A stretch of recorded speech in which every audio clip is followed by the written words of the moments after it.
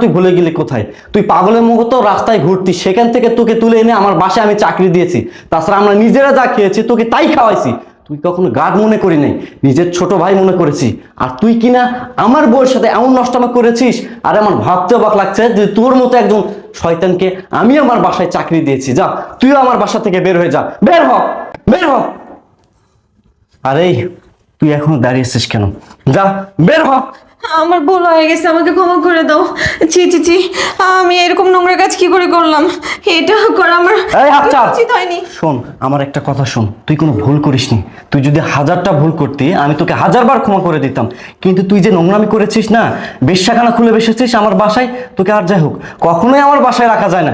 কারণ আমি যদি তোকে আমার বাসায় রাখি, আল্লাহর গজব পড়বে আমার সংসারে।